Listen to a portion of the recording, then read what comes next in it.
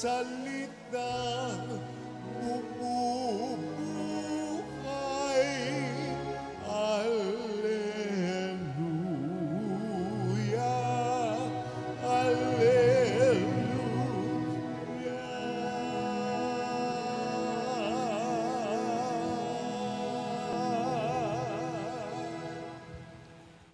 Sumainyo ang Panginoon. At sumaiyo rin. Ang mabuting balita ng Panginoon.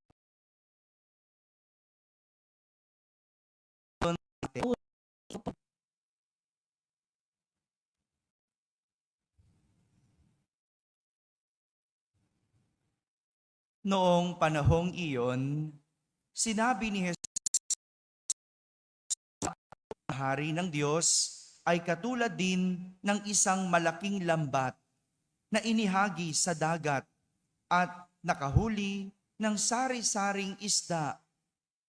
Nang mapuno ay hinila ito sa pampang at naupo ang mga tao upang pagbukod-bukurin ang mga isda.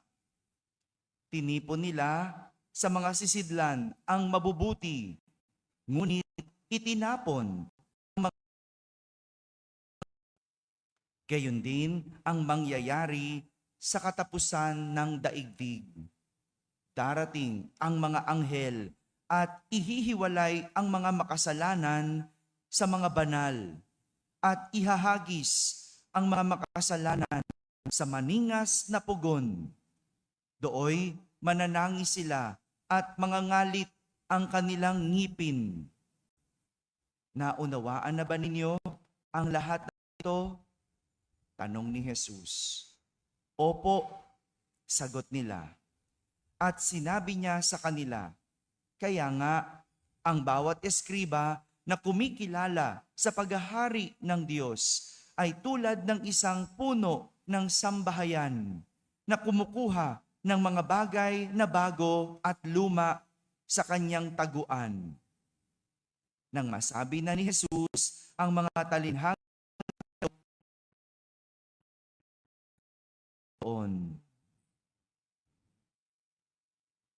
mga kapatid, ang mabuting balita ng Panginoon. Pinupuri ka namin, Panginoong Hesukristo. Magsiupo po ang lahat at makinig sa humilya. Isang magandang umaga po sa inyong lahat. morning, Father. Magandang umaga rin sa mga nasa barangay, sa mga nasa tahanan na nagsisimba via online at sa lahat ng nasa abroad. Kasama po kayo sa aming banal na pagdiriwang dito sa ating parokya. Ang paghahalintulad ng paghahari ng Diyos ang ating narinig sa ating ebanghelyo sa araw na ito. No? Paghahalintulad. No? Malalim ba yung Tagalog na yun? Yung hindi kinukumpara. Hindi, kasi pinagkukumpara, pwedeng magkaiba. Pero paghahalintulad, kung ano yung similar, ano yung parehas. Kahapon, hinalintulad ang paghahari ng Diyos, kayamanang nahukay sa isang bukid. Alala niyo yun? Diba? Yung kayamanan na nahukay at kung nakita may kayamanan doon sa lupa, anong ginawa doon sa kayamanan? Binaon, binalik, tinabunan, umalis at binili yung lupa para mapasa kanya yung kayamanan. No? Hindi mo itatabi dahil hindi sa'yo yun eh. Hindi mo kukunin kasi hindi pwede. Masama yun. Anong gagawin mo? Gawin mo yung mabuti. Ano yung mabuti? Ibalik mo. Bilhin mo yung lupa. Pag nabili mo yung lupa, sa'yo na kayamanan. Hinalintulad kahapon sa isang kayamanang nahukay sa isang bukid ang paghahari ng Diyos. At sabi rin sa isa pang talinhaga kahapon, para itong mamahaling perlas. Narinig nyo, di ba? Ano ibig sabihin? Kapag nakakita ng mamahaling perlas ang isang mangangalakal, ipagbibili ang lahat ng ari-arian niya at bibilin ang pinakamahalagang perlas. Ganyan daw ang paghahari ng Diyos. Ngayon naman, iba ang ginamit na imahe ni Jesus, hindi na kayamanan, hindi na perlas. Ano? Hinalintulad sa isang lambat. Lambat. Alam niyo po yung lambat? O yung ginagamit ng mga mangingisda para makahuli ng isda. Kapas sa dagat, lahat pwedeng makuha nito. Tama? Hindi naman kayang piliin ng lambat kung sinong papasok. Kung may basurang pumasok, makakapasok, di ba? Kung mayroong hito na pumasok, merong hito. May hito ba sa dagat? Parang wala naman, di ba? Samot-saring isda, kahit anong isda. Hindi mo pwedeng sabihin na itong isda lang ang gusto mo. Hindi mo pwedeng sabihin, tuna lang. Hindi pwede. Pag hinagis mo yan, maaring iba't iba, sari-saring isda ang makakapasok. Ngunit, pagdating sa pampang, pagbubukod-bukurin ang nahuli. Tinatapon sa mga sisidlan ang mabubuti, ngunit tinatapon ang walang kwenta. Ganito din daw ang paghahari ng Diyos. Parang lambat, para ito sa lahat. Sa huli, pagbubukod-bukurin. Merong pagbubukod-bukod na mangyayari. Ihihiwalay ang mabubuti sa masasama. Pero sa talinhagang narinig, mabigyan ng diin kung anong mangyayari sa masasama. Sabi lang doon sa talinhaga, yung mga mabubuti. Uy, alam na natin yun. 'Di ba? Pero sinabi, binigyan ng diin kung anong mangyayari sa masasama. Ihahagis sa maningas na pugon. Doon ay mananangis sila at mangangalit ang kanilang ngipin. Ano yung pugon na yon?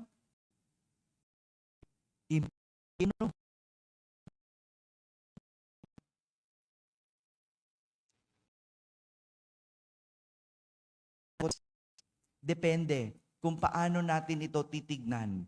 Pwede sa iba, pananakot ng Diyos. Grabe naman si Lord.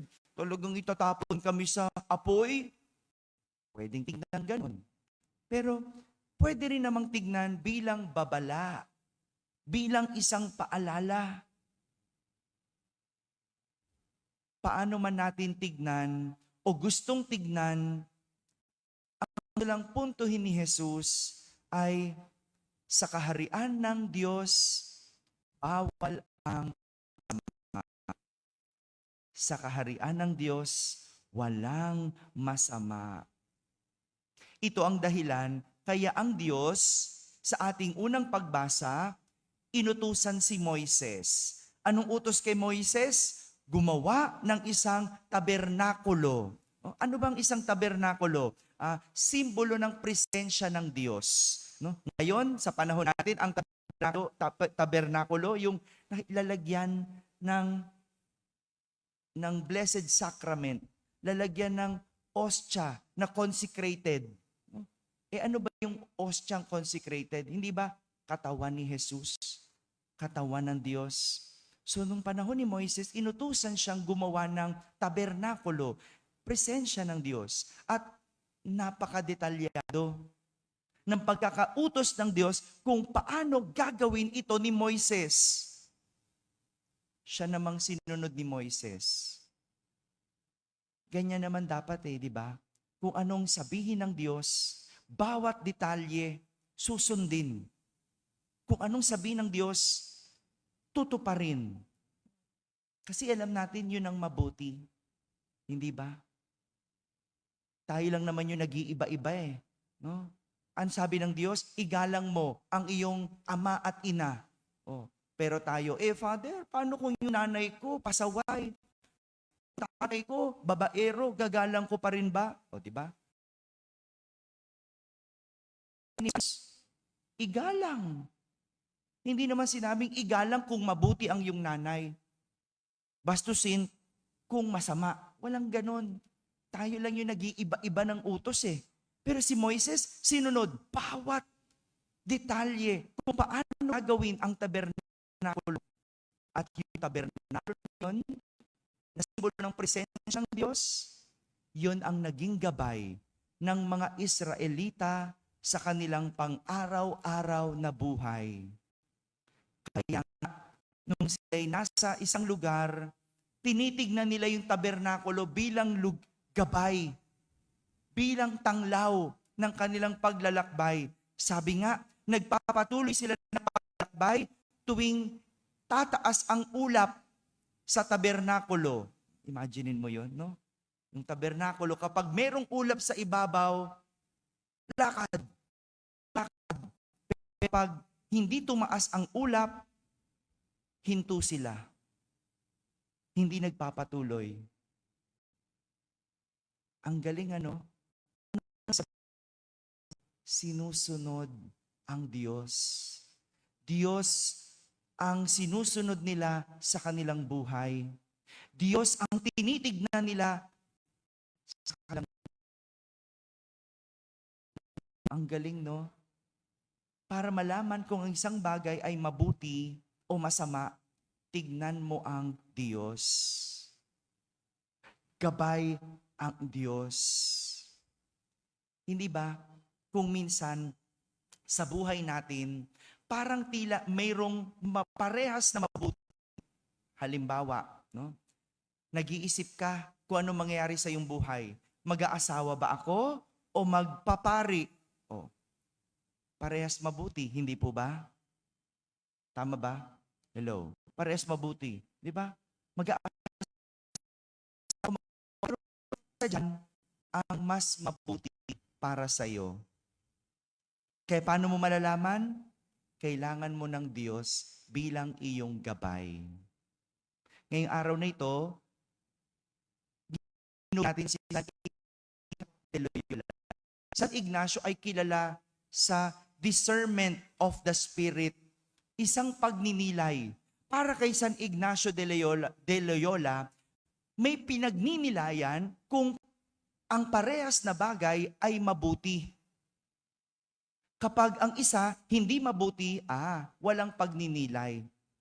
Tama naman, hindi ba? Pag isa ay mabuti, isa masama, kailangan pa bang magnilay? Anong gagawin? Di ba hindi na? Hindi mo na kailangan isipin kasi dapat ang ginagawa ay mabuti. Halimbawa, no? Kakain ka. Nag-iisip ka ng ulam. Ang ulam mo ay crispy pata. At ang ulam mo ay dinengdeng. No? Alam niyo ba yung dinengdeng? Di ba? Ano yung dinengdeng? Gulay. No? Parehas ba yon? Mabuti? Kung ang high blood, pwede. Parehas mabuti. Di ba? Ang sarap ng crispy pata. Ang sarap ng dinengdeng. Parehas mabuti. Di ba? Wala ka namang high blood eh. Wala kang kolesterol eh. Pero kung ikaw ay may kolesterol, nag-maintain ka na, ano ang mas mabuti? Hindi makasagot yung mga matatanda, crispy pata daw. Yan ang discernment. Ulam pa lang yan. Hirap na tayo mag-isip. Ulam pa lang yan. Nadadapa na tayo sa pagpili. Di ba? Pag may handa, alam mo ng diabetic ka, kung makalagay ka ng kanin, ang dami.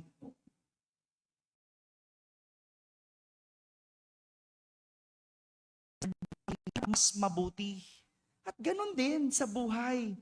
Yung nga example ko nung ako'y nagdi-discern, ako ba'y para sa pag-aasawa o para sa pagpapari? Parehas mabuti. Hindi naman masama mag-asawa. Mabuti yan. Bokasyon yan eh. Hindi rin masama ang magpari. Mabuti yan. Bokasyon yan eh. Pero ano yung mas makakabuti sa akin? Hindi lahat para sa pag-aasawa. Hindi lahat sa mag-asawa.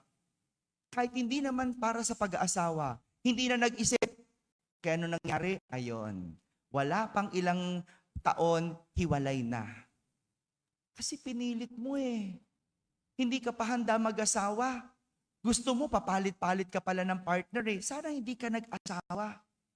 Hindi mo pala kayang maging ina eh. Kasi hindi mo pa kayang isuko ang iyong pagkadalaga. Hindi mo pa kayang isuko ang buhay ng isang single. Diba? May ganon. Yung may anak na pero inuuna pa rin ang make-up.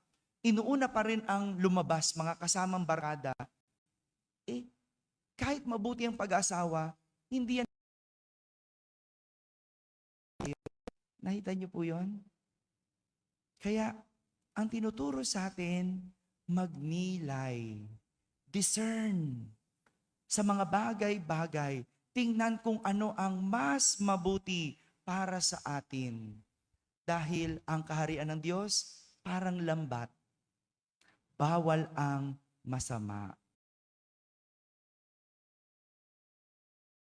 Kapag sa buhay, ano nangyayari sa atin? Parang impyerno ang buhay. Diba? Nagkamali ka ng pinili, yan, dusa. Parang impyerno ang buhay. Bakit? Hindi nagnilay. At kapag nilay ng parehas na mabuti. At para malaman kung anong mas mabuti, tingnan ang Diyos bilang gabay. Kaya nga dapat nagdarasal. Bago ka magdesisyon para asawa, o bago ka pumili ng kukuning kurso, bago ka magdesisyon sa buhay ng parehas na mabuti, magdasal. Ipagdasal para mapili kung ano ang pinaka mabuti. Mga kapatid, itong tinuturo sa atin ng ating mga pagbasa sa araw na ito. Para pagharian ng Diyos ang ating buhay, kailangan ng disiplina. Disiplina, pagtingin, pagdesisyon, at paggawa ng mabuti. Yung paggawa ng mabuti, disiplina yan eh. Kung wala kang disiplina, hindi mo ito magagawa. Kasi gaya ng kahit na anong disiplina, mahirap gawin ng mabuti. Pero kung ikaw ay sanay at may disiplina, alam mo na magagawa ang isang mabuti. Tandaan, sa paghahari ng Diyos, bawal ang masama. Ihihiwalay ang mabuti sa masama. Ang mabubuti, itatabi. Ang masasama, susunugin. Amen? Amen.